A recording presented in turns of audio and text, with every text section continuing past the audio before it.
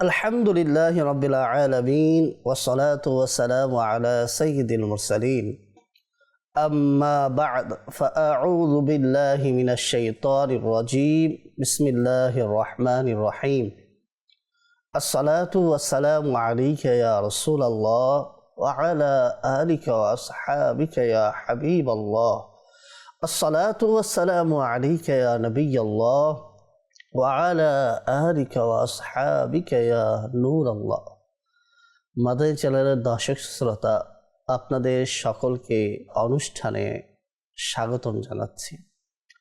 আলহামদুলিল্লাহ আযজা ওয়া জাল, আমরা এই অনুষ্ঠানের প্রতি পর্বে একটি নির্দিষ্ট বিষয়ে আলোচনা শোনার সৌভাগ্য অর্জন করছি এবং আমরা যেই বিষয়ে আলোচনা শুনছি জানতে পারছি যে এই বিষয়ে কোরআনের কি ফয়সালা রয়েছে। আমরা যেহেতু মুমিন, আমাদের জন্য কোরআনের ফয়সালা জানা আবশ্যক, যেহেতু আমার ঈমান রয়েছে কোরআনের উপরে। আম্বিয়া ইকরাম আলাইহিমুস সালাম যুগে যুগে এসেছেন মানুষের হেদায়েতের জন্য, আমাদের হেদায়েতের জন্য, এবং পুরো সৃষ্টিকুলের উপরে রহমত হয়ে রাসূলুল্লাহ সাল্লাল্লাহু আলাইহি ওয়াসাল্লাম প্রেরণ হয়েছে। আর সেই রসুল মকবুল সাল্লাল্লাহু তাআলা আলাইহি ওয়াসাল্লামের উপর পবিত্র কোরআন নাজিল হয়েছে আমাদের হেদায়েতের জন্য। তো আমাদের জীবন চলার পথে প্রতিটি সিদ্ধান্তের ক্ষেত্রে, প্রতিটি পদে পদে কোরআনের ফয়সালা আপনার আমার জানা অত্যন্ত জরুরি একটি বিষয়। জানবো কিভাবে? জানতে হলে আমাদেরকে পড়তে হবে কানজুল ঈমান তরজমায়ে খাজাইনুল ইরফান, বাংলাতেও রয়েছে তাফসিরে নূরুল ইরফান। এছাড়া সহজ উপায় হলো আমাদের এই ধারাবাহিক অনুষ্ঠানের পর্বসমূহ। প্রতি পর্বে একটি নির্দিষ্ট বিষয় নিয়ে আমরা আলোচনা শুনছি। আজকেও ব্যতিক্রম হবে না, আজকেও একটি নির্দিষ্ট বিষয়ে আলোচনা আমরা শুনবো ইনশাআল্লাহ। আজকের আলোচনার বিষয় হলো ক্ষমা করার ফজিলত। এই ক্ষমা করার ব্যাপারে কোরআন আমাদেরকে কি বলেছে তা জানব। আমরা ক্ষমা কেন করব? ক্ষমা করার ফয়সালা কোরআন দিয়েছে কেন দিয়েছে? এই বিষয়গুলো আমরা আজকের অনুষ্ঠানের মাধ্যমে জানার সৌভাগ্য অর্জন করব। আলোচনা শুরু করার পূর্বে আসুন নবী করিম রউফ রহিম সাল্লাল্লাহু তাআলা আলাইহি ওয়া আলিহি ওয়াসাল্লামের প্রতি দুরুদ ও সালাম পেশ করার ফজিলত সম্মিলিত একটি হাদিস শ্রবণ করি। রাসূলুল্লাহ সাল্লাল্লাহু তাআলা আলাইহি ওয়া আলিহি ওয়াসাল্লাম ইরশাদ করেন, মা জালাসা কওমুন মাজলিসান লাম ইয়াযকুরুল্লাহা ফীহি ওয়া লাম ইউসাল্লু আলা নাবিয়্যিহিম ইল্লা কানা আলাইহিম তিরাতান ফাইন শাআ আযাবাহুম ওয়া ইন শাআ গফারা লাহুম। এই হাদিসের বঙ্গানুবাদ কি হবে আমরা শুনি। যেসব লোক এমন কোনো মজলিসে বসে যেখানে তারা না আল্লাহ পাকের জিকির করে আর না তাদের নবী সাল্লাল্লাহু আলাইহি ওয়াসাল্লামের প্রতি দুরূদ পাঠ করে, তবে কিয়ামতের দিন সেই মজলিস তাদের জন্য আফসোসের কারণ হবে। অতঃপর আল্লাহ পাক চাইলে তাদের শাস্তি দিবেন আর চাইলে ক্ষমা করে দিবেন। সাল্লু আলাল হাবিব সাল্লাল্লাহু তাআলা আলা মুহাম্মদ সাল্লাল্লাহু তাআলা আলাইহি ওয়া আলিহি ওয়াসাল্লাম। তিরমিজি শরীফের হাদিস আমরা শুনলাম। রাসূলুল্লাহ সাল্লাল্লাহু আলাইহি ওয়াসাল্লামের প্রতি দুরূদ প্রেরণ করা কতটুকু গুরুত্বপূর্ণ আমাদের উপরে একটি অপরিহার্য বিষয়, সেটাই আমরা এখানে শুনতে পেলাম যে দরুদ শরীফ পাঠ করাটা কতটুকু গুরুত্বপূর্ণ। আমরা ইনশাআল্লাহ যথাসম্ভব আমরা রাসূল করিম সাল্লাল্লাহু তাআলা আলাইহি ওয়া আলিহি ওয়াসাল্লামের প্রতি দুরূদ প্রেরণ করব ইনশাআল্লাহ আযজা ওয়া জাল্লা। আমরা সমাজে বসবাস করি, একটি পরিবারে আমাদের বাস করা হয়, একটি শিক্ষা প্রতিষ্ঠানে কিংবা কোনো ব্যবসা প্রতিষ্ঠানে কিংবা কর্মস্থলে আমাদের একে অপরের সাথে উঠা বসা হয়। সমাজে চলার ক্ষেত্রে, পরিবারে থাকার ক্ষেত্রে, সহকর্মীদের সাথে কাজ করার ক্ষেত্রে আমরা অনেক সময় ঝগড়ায় জড়িয়ে পড়ি। কখনো আমাদের মধ্যে বাকতর্ক হয়ে যায় এমন পর্যায়ে যেন শত্রু মনোভাব তৈরি হয়ে যায়। কখনো আবার এই হিংসার ফলে বিভিন্ন ধরনের অপরাধ সংঘটিত হয়, পরিবার ধ্বংস হতে দেখা দেয়। আমরা যেহেতু জানি সমাজে চললে, পরিবারে থাকলে, কর্মস্থলে, ব্যবসা প্রতিষ্ঠানে, শিক্ষা প্রতিষ্ঠানে একসাথে থাকা অবস্থায় কিছু না কিছু আমাদের সাথে একে অপরের কি হয়ে যায়, ঝগড়া বিবাদ হয়। তো একে অপরের সাথে ঝগড়া বিবাদ হয়ে গেলে কিংবা কেউ কষ্ট করলে, কেউ আঘাত দিলে আমার করণীয় কি? আমার ব্যাপারে কোরআনের ফয়সালা কি? অন্যায়ভাবে কেউ আমার উপরে জুলুম করলো, কেউ আমাকে আঘাত করলো, এখন আমার জন্য সর্বোত্তম ফয়সালা কোরআনের পক্ষ থেকে কি রয়েছে? সর্বপ্রথম মন্দ কাজকে বন্ধ করার চেষ্টা করা, কিন্তু ফয়সালা কি সেটা আমরা জানব। অনেক সময় দেখা যায় আমাদের অধীনস্থ যারা রয়েছে কিংবা আমরা যাদের অভিভাবক, তাদের দ্বারা ভুল হয়ে গেলে আমরা খুব বেশি রাগান্বিত হয়ে যাই। তো আপনি আমি যেহেতু মুসলমান, কারো দ্বারা ভুল হয়ে গেল কিংবা আপনার অধীনস্থ কেউ একটা ভুল কাজ করলো, সেক্ষেত্রে আপনি কি করবেন এই বিষয়ে কোরআন কি ফয়সালা দিয়েছে আপনার আমার জানা তো আবশ্যক, অবশ্যই আবশ্যক। তো আসুন কোরআনের আলোকে আমরা জানি। বিসমিল্লাহির রহমানির রহিম। ওয়াল ইয়াফু ওয়াল ইয়াসফাহু, আর তাদের উচিত যেন ক্ষমা করে দেয় এবং দোষ ত্রুটি উপেক্ষা করে। তোমরা কি এই কথা পছন্দ করো না? আলা তুহিব্বুনা আইয়াগফিরাল্লাহু লাকুম, তোমরা কি এই কথা পছন্দ করো না যে আল্লাহ তোমাদেরকে ক্ষমা করবেন? আল্লাহু গফুরুর রহিম, এবং আল্লাহ ক্ষমাশীল, দয়ালু।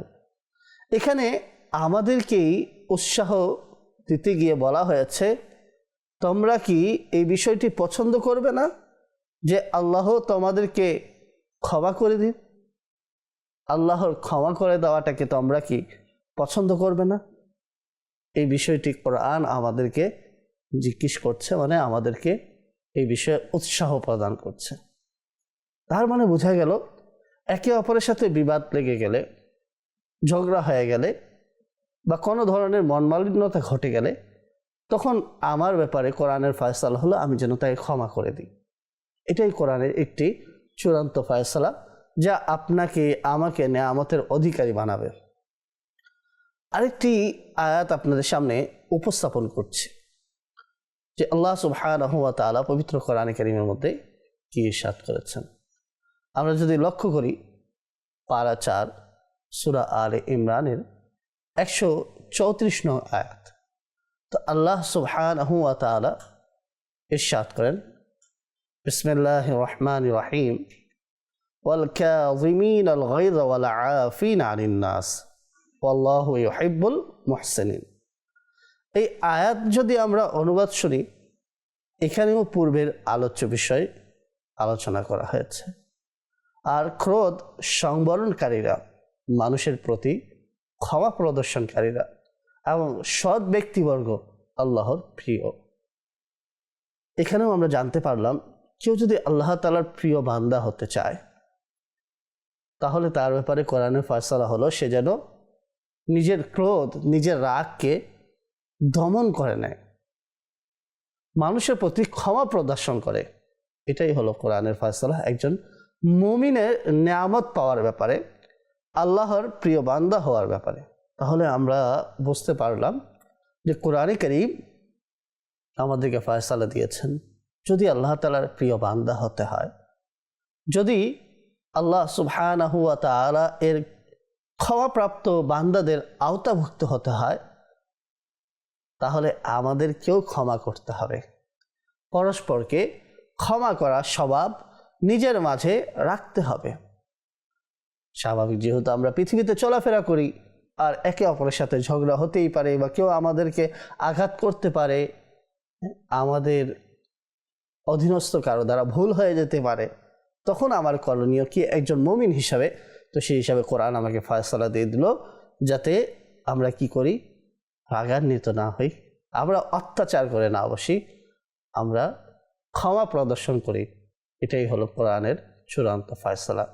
কোরআনের ফয়সালা অনুযায়ী যদি আমরা জীবনযাপন করি, কোরআনের ফয়সালা অনুযায়ী জীবনযাপন করলে আপনার আমার জীবনযাপন করা সহজ হয়ে যাবে।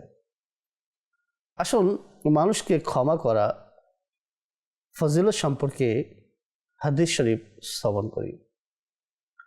প্রিয় নবী রাসূল আরবী সাল্লাল্লাহু তাআলা আলাইহি ওয়া আলিহি ওয়াসাল্লাম ইরশাদ করেন, যে ব্যক্তির মাঝে তিনটি বিষয় থাকবে, আল্লাহ পাক কিয়ামতের দিন তার হিসাব অত্যন্ত সহজ পদ্ধতিতে গ্রহণ করবেন এবং তাকে স্বীয় রহমতে জান্নাতে প্রবেশ করাবেন। সাল্লু আলাল হাবিব সাল্লাল্লাহু তাআলা আলা মুহাম্মদ সাল্লাল্লাহু তাআলা আলাইহি ওয়া আলিহি ওয়াসাল্লাম। মাদানী চ্যানেল দর্শক শ্রোতা, আয়াতের আলোকে শুনছিলাম, এবার একটি হাদিসও আমরা শ্রবণ করলাম। এখান থেকে প্রতীয়মান হয় যে এই হাদিসের আলোকে জানা যায় যে যে ব্যক্তি মাঝে তিনটি গুণ থাকবে, আল্লাহ রাসূল সাল্লাল্লাহু আলাইহি ওয়াসাল্লাম তার ব্যাপারে সুসংবাদ উপস্থাপন করলেন যে আল্লাহ তাআলা তার হিসাব সহজ করে দিবেন এবং তাকে স্বীয় রহমতে জান্নাতে প্রবেশ করাবেন। এরপরে সাহাবায়ে কিরাম আলাইহিম রিদওয়ান আরজ করলেন, ইয়া রাসূলুল্লাহ সাল্লাল্লাহু আলাইহি ওয়াসাল্লাম, ওই তিনটি বিষয় কি কি? ইরশাদ করলেন, যে তোমাকে বঞ্চিত করে তাকে তুমি দান করো। আমাদের সমাজে অনেক সময় এমনটা দেখা দেয় যে অনেকে আপনাকে আমাকে মাইনাস করে, প্রতিটি ক্ষেত্রে আপনাকে আমাকে মাইনাস করে। তখন আমাদেরও চেষ্টা থাকে তাই, যে আমার প্রতি সচেতন আমি তার প্রতি খেয়াল রাখবো, যে আমাকে প্রতিটি বিষয় মাইনাস করে আমি তাকে মাইনাস করব। কিন্তু না, যদি আল্লাহ তাআলার রহমতে জান্নাতে প্রবেশ করার ইচ্ছা থাকে, তাহলে যে আপনাকে বঞ্চিত করে আপনার উচিত হলো তাকে দান করা, তাকে সুযোগ করে দেওয়া। দুই, যে তোমার সাথে সম্পর্ক ছিন্ন করে তুমি তার সাথে সম্পর্ক অটুট রাখো। এটাও সেম, বর্তমান যুগে কেউ আমার সাথে আত্মীয়তা না রাখলে আমিও রাখি না, কেউ আত্মীয়তা রাখলে তখন আমিও রাখি। বিষয়টা কিন্তু এমন নয়, বিষয় হতে হবে এমন যে সবাইকে সঠিক বুঝে অধিকারী হওয়াটা জরুরি না। আপনি যেহেতু ভালোটা বুঝেন, ভালোটা করতে হবে। যদি কিয়ামতের হিসাব সহজে হয়ে যায় এমনটি আপনার আকাঙ্ক্ষা থাকে, যদি আপনার এই আশা আকাঙ্ক্ষা থাকে যে আল্লাহর রহমতে জান্নাতে প্রবেশ করবেন, তাহলে আপনার করণীয় হলো, কেউ যদি আপনার সাথে আত্মীয়তার সম্পর্ক ছিন্ন করে, আপনি নিজে থেকে সেই আত্মীয়তার সম্পর্ক অটুট রাখার চেষ্টা করবেন। তৃতীয়, যে তোমার উপর অত্যাচার করে তুমি তাকে ক্ষমা করে দাও। আপনার উপরে কেউ জুলুম করছে, অন্যায় করছে, আপনি সুযোগে বসে থাকলেন কিংবা অন্যায়ভাবে আপনিও তার থেকে প্রতিশোধ গ্রহণ করলেন, তাহলে সে এবং আপনার মধ্যে পার্থক্য কি রইল? সেও জুলুম করেছে এক সময়, আপনিও সুযোগে জুলুম করলেন। এই বিষয়গুলো আমাদেরকে খেয়াল রাখতে হবে। তাহলে আমাদেরকে সফল হওয়ার জন্য কোরআনের ফয়সালা হলো আমরা যেন ক্ষমা করতে শিখি, ক্ষমা করার স্বভাব নিজের মাঝে রাখি। আরেকটি হাদিস আমরা শ্রবণ করি। কিয়ামতের দিন ঘোষণা করা হবে, যার প্রতিদান আল্লাহ পাকের দয়াময় দায়িত্বে রয়েছে সে যেন দাঁড়ায় এবং জান্নাতে প্রবেশ করে। ঘোষণা করা হবে এইভাবে। জিজ্ঞাসা করা হবে কার জন্য প্রতিদান রয়েছে। ঘোষণাকারী বলবে, যারা ক্ষমা করে দেয় তাদের জন্য। তখন হাজার হাজার মানুষ দাঁড়াবে এবং হিসাব ছাড়াই জান্নাতে প্রবেশ করবে। এই হাদিসটি শোনার পরে আমাদের মনের মধ্যে একটা উৎসাহ চলে আসলো, একটা আকাঙ্ক্ষা চলে আসলো যে হাজার হাজার মানুষ জান্নাতে প্রবেশ করবে, হিসাব ছাড়া জান্নাতে চলে যাবে, আমিও যেন তাদের অন্তর্ভুক্ত হয়ে যাই। এই আকাঙ্ক্ষা কিন্তু শোনা মাত্রই আমাদের অনেকের মনের মধ্যে জেগেছে। কিন্তু এর পিছনে যেই কথাগুলো বলা হলো যে এটা কার জন্য হবে, কার জন্য এই প্রতিদান হবে, ঘোষণাকারী বলবেন যারা ক্ষমা করে দেয় তাদের জন্য। এখন আপনি আমি ক্ষমা করি কি না? যদি না করে থাকি আর এই নেয়ামত পাওয়ার ইচ্ছা থাকে, তাহলে দেরি নয়, আজকে থেকেই নিয়ত করে নিই ক্ষমা করার স্বভাব নিজের মাঝে নিয়ে আসি। আরেকটি হাদিস ইবনে মাজাহ শরীফের হাদিস আপনাদের সামনে উপস্থাপন করছি। রাসূল আরবী সাল্লাল্লাহু তাআলা আলাইহি ওয়া আলিহি ওয়াসাল্লাম ইরশাদ করেন, যে ব্যক্তি কোনো মুসলমানের ভুল ক্ষমা করবে, কিয়ামতের দিন আল্লাহ পাক তার ভুল ক্ষমা করে দেবেন। কিয়ামতের দিন প্রতিটি মানুষ চাইবে যেন কারো ভুল না থাকে, প্রতিটি মানুষের ইচ্ছা থাকবে তার জন্য কিয়ামতের দিন কোনো ধরনের দোষ প্রকাশ না হয়। তো ভুল যদি ক্ষমা করাতে হয়, তাহলে আপনাকে আমাকে কি করতে হবে? পৃথিবীতেই মানুষের ভুলগুলো ক্ষমা করে দিতে হবে, মুসলমানদের ভুলগুলো ক্ষমা করে দিতে হবে। তাহলে আমরা এই নিয়ামত দ্বারা ধন্য হব। আমরা রাসূল করিম সাল্লাল্লাহু আলাইহি ওয়াসাল্লামের উম্মত, আমাদের আদর্শ রাসূলুল্লাহ সাল্লাল্লাহু আলাইহি ওয়াসাল্লাম। রাসূলুল্লাহ সাল্লাল্লাহু আলাইহি ওয়াসাল্লামের জীবন থেকেও তো আমাদের কিছু শেখা উচিত। উম্মুল মুমিনিন হযরত আয়েশা সিদ্দিকা রাদিয়াল্লাহু তাআলা আনহা বলেন, রাসূলুল্লাহ সাল্লাল্লাহু আলাইহি ওয়াসাল্লাম স্বভাবগত মন্দ কথা বলতেন না এবং কৃত্রিমভাবেও না। বাজারে সরগোলকারী ছিলেন না এবং মন্দের বদলা মন্দ দিয়ে দিতেন না, বরং হুজুর ক্ষমা করতেন ও মার্জনা করে দিতেন। তিরমিজি শরীফের হাদিস। এই হাদিস থেকেও আমরা বুঝতে পারি যে নবী করিম সাল্লাল্লাহু আলাইহি ওয়াসাল্লাম স্বভাবগতভাবেই তিনি মন্দ কথা কখনো বলেননি, বাজারে হইচই করেননি। আর তার একটি মহৎ গুণ ছিল, রাসূলুল্লাহ সাল্লাল্লাহু আলাইহি ওয়াসাল্লাম ক্ষমা করতেন। তো আমরা নবী করিম রউফ রহিম সাল্লাল্লাহু আলাইহি ওয়াসাল্লামের উম্মত, আমাদের আদর্শ হলেন রাসূলুল্লাহ সাল্লাল্লাহু আলাইহি ওয়াসাল্লাম। রাসূলুল্লাহ সাল্লাল্লাহু আলাইহি ওয়াসাল্লাম আমাদেরকে যা শিক্ষা দিয়েছেন তাই তো পালন করতে হবে। দেখুন, যারা আল্লাহর নবীগণ রয়েছে, যারা আউলিয়ায়ে কেরাম, যারা মুত্তাকিন মুমিন, আমরা যদি তাদের জীবনী লক্ষ্য করি, তাহলে আমরা দেখতে পাই তারা প্রত্যেকে ক্ষমাশীল ছিলেন। আর হবেন না কেন? তারা তো কামিয়াব হয়েছেন, তারা কোরআনের উপরেই আমল করেছেন। কোরআন যখন ফয়সালা দিয়েছে ক্ষমা করে দেওয়ার বিষয়ে, আর তারা ক্ষমা করবে না, এমনটা হতে পারে না। তো যারা এই কোরআনের ফয়সালা অনুযায়ী নিজের জীবন যাপন করছে, আজকে আমরা তাদেরকে স্মরণ করছি। আমরা শুনছিলাম ক্ষমা করার স্বভাব। আসুন, প্রিয় নবী রাসূল আরবী সাল্লাল্লাহু আলাইহি ওয়াসাল্লাম কেমন ক্ষমা করেছেন এবং ক্ষমা করার কেমন নজির কায়েম করেছেন, আমাদেরকেও এই স্বভাব নিজের মাঝে আনতে হবে। আমরা অনেক সময় চিন্তা করি, কয়বার ক্ষমা করব? 2 বার, 3 বার, 4 বার। আসুন, এই ক্ষমা করার দৃশ্য আমরা শুনি, রাসূলুল্লাহ সাল্লাল্লাহু আলাইহি ওয়াসাল্লাম কীভাবে ক্ষমা করেছিলেন, এই ঘটনা আমরা শ্রবণ করি, তাহলেই বুঝতে পারবো যে কতবার ক্ষমা করা যায়। 8ম হিজরিতে যখন মক্কা বিজয় হলো, তখন রাসূল পাক সাল্লাল্লাহু আলাইহি ওয়াসাল্লাম ইসলামের শাহেনশাহ হিসেবে হেরেম শরীফে প্রথমবারের মতো সাধারণ দরবার অনুষ্ঠিত করলেন, যাতে এই অধিবেশনে ইসলামী সৈন্যবাহিনী ছাড়া হাজার হাজার ইসলাম বিরোধীদের এক বিশাল ভিড় ছিল।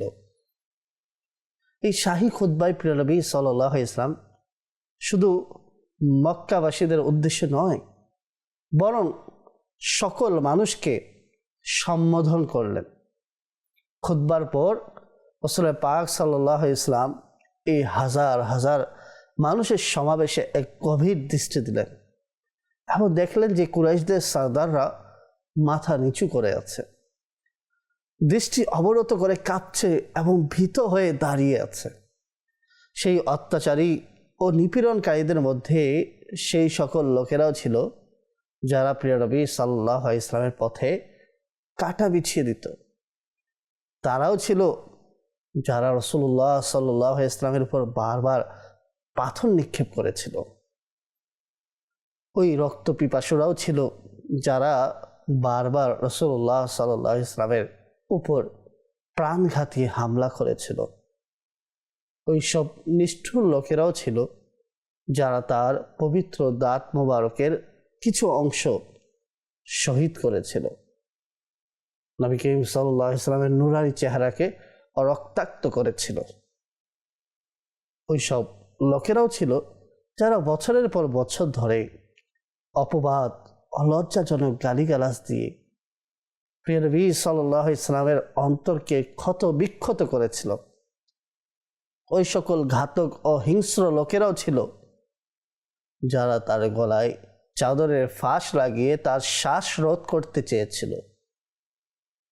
তারা তার রক্তের তৃষ্ণার্থ ছিল, যাদের তৃষ্ণা নবুয়তের রক্ত ছাড়া অন্য কিছুতে মৃত্যু না।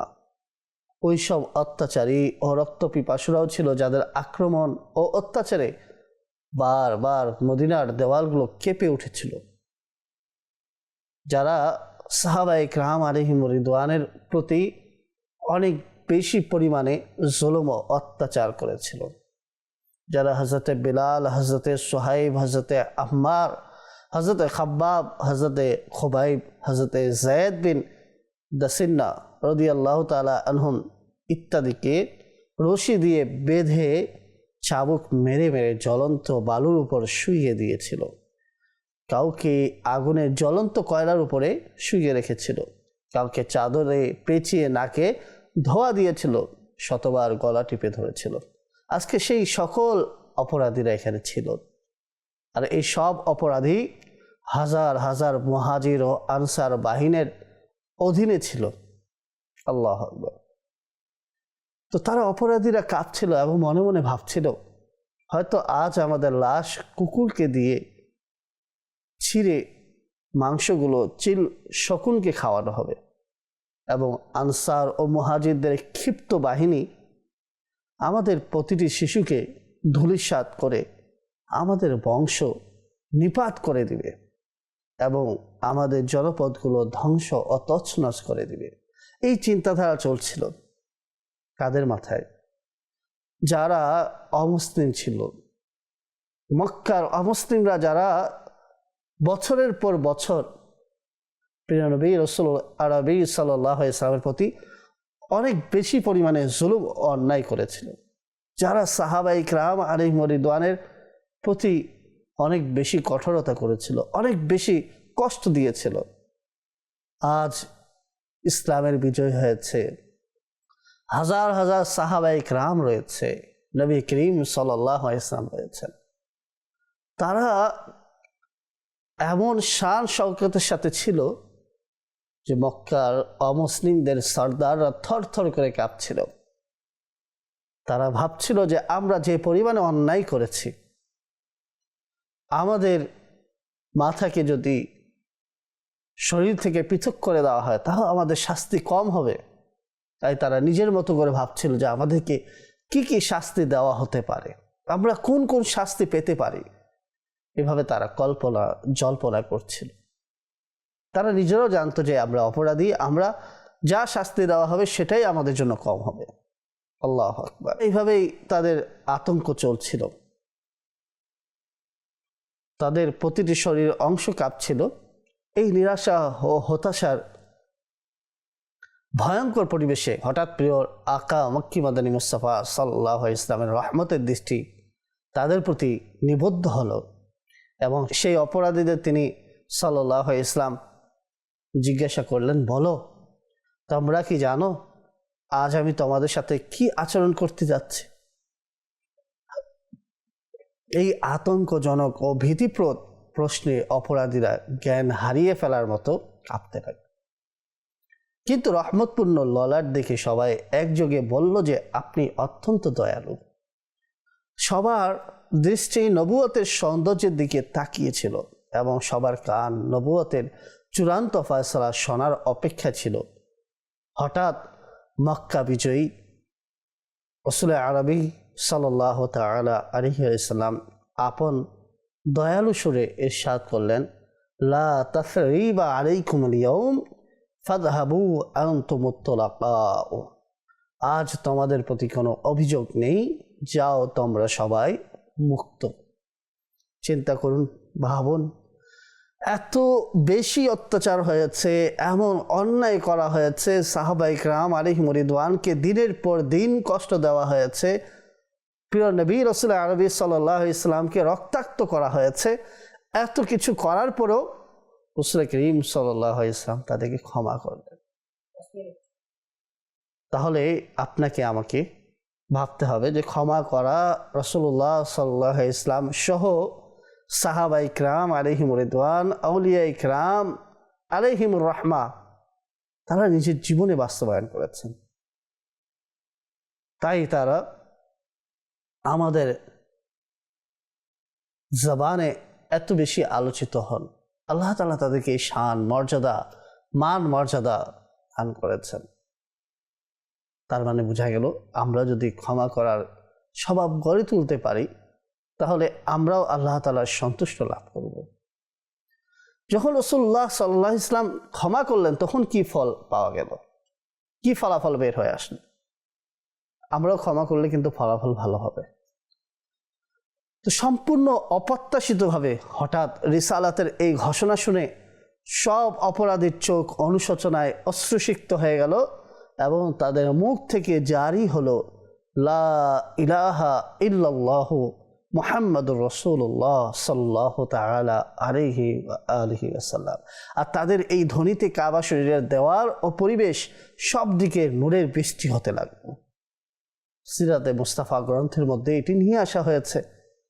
আমাদের দর্শক শ্রোতা, আমরা অবশ্যই বুঝে গেছি যে ক্ষমা করার এই নজির না কিয়ামত পর্যন্ত হবে না কখনো হয়েছিল। রাসূলুল্লাহ সাল্লাল্লাহু আলাইহি ওয়াসাল্লাম এমন এক নজির কায়েম করলেন। একবার অত্যাচার করলে ভিন্ন বিষয় ছিল, দিনের পর দিন, বছরের পর বছর মুসলমানরা সেই অমুসলিমদের দ্বারা অত্যাচারিত হয়েছে, তাদের উপরে নিপীড়ন করা হয়েছে, কিন্তু তারা সহ্য করেছে। কেন? কোরআনের ফয়সালা, ক্ষমা করে দিলে জান্নাতের সুসংবাদ রয়েছে, ক্ষমাকারীদের জন্য বিভিন্ন নিয়ামত রয়েছে। তোমাদের যারা দর্শক শ্রোতা, আমরাও এই স্বভাব নিজের মাঝে নিয়ে আসি। একটি ছোট ঘটনা আপনাদের সামনে উপস্থাপন করছি। হযরত ইমাম হাসান মুজতাবা রাদিয়াল্লাহু তাআলা আনহু, নবী করিম সাল্লাল্লাহু আলাইহি ওয়াসাল্লামের নাতি, একবার কয়েকজন মেহমানের সাথে খাবার খাচ্ছিলেন। গোলাম গরম ঝোলের পাত্র নিয়ে আসছিল। হঠাৎ তার হাত থেকে পাত্রটি পড়ে গেল, যার কারণে ঝোলের ছিটে তার উপরে পড়ল, অর্থাৎ হাসান মুজতাবা রাদিয়াল্লাহু তাআলা আনহুর শরীরে পড়ে গেল। এটি দেখে গোলাম ঘাবড়ে গেল এবং লজ্জাবনত স্বরে সূরা আলে ইমরানের 134 নং আয়াতের এই অংশটি তেলাওয়াত করল। ওয়াল কাযিমিনাল গায়য ওয়াল আফিনা আনিন নাস। আর ক্রোধ সংবরণকারীরা, মানুষের প্রতি ক্ষমা প্রদর্শনকারীরা। এখানে আল্লাহ সুবহানাহু ওয়া তাআলা এর এই আয়াত সেই গোলাম পাঠ করল। গোলাম যেহেতু হাসান মুজতাবা রাদিয়াল্লাহু তাআলা আনহুর সংস্পর্শে থাকতো, স্বাভাবিক সে জানে যে কখন কোনটা বলতে হবে। এটি যখন তেলাওয়াত করলো তখন হাসান মুজতাবা রাদিয়াল্লাহু তাআলা আনহু বলেন, আমি ক্ষমা করে দিলাম। যেহেতু কোরআনে আসছে ক্ষমা করার কথা, তো তিনি ক্ষমা করে দিলেন। এরপরে গোলাম এই আয়াতের শেষ অংশ পাঠ করলেন, আল্লাহু ইউহিব্বুল মুহসিনিন। আর সৎ ব্যক্তিবর্গ আল্লাহর প্রিয়। যারা সৎ ব্যক্তিবর্গ রয়েছে তারা আল্লাহ তাআলার পছন্দনীয় বান্দা। হাসান মুজতাবা রাদিয়াল্লাহু তাআলা আনহু যখন আয়াতের এই অংশ শুনলেন তখন তিনি বললেন, আমি তোমাকে আল্লাহ পাকের সন্তুষ্টির জন্য আজাদ করে দিলাম। সুবহানাল্লাহ, সুবহানাল্লাহ। এই ছিল আমাদের ইমাম, আমাদের সাহাবায়ে কেরাম আলাইহিমুর রিদওয়ানদের আদর্শ। আল্লাহ সুবহানাহু ওয়া তাআলা আমাদেরকে রাসূলুল্লাহ সাল্লাল্লাহু আলাইহি ওয়াসাল্লামের আদর্শে আদর্শবান হওয়ার তৌফিক দান করুন। আমিন বিজাহিন নবিল আমিন। সাল্লু আল হাবিব সাল্লাল্লাহু তাআলা আলা মুহাম্মদ সাল্লাল্লাহু তাআলা আলাইহি ওয়া আলিহি ওয়াসাল্লাম।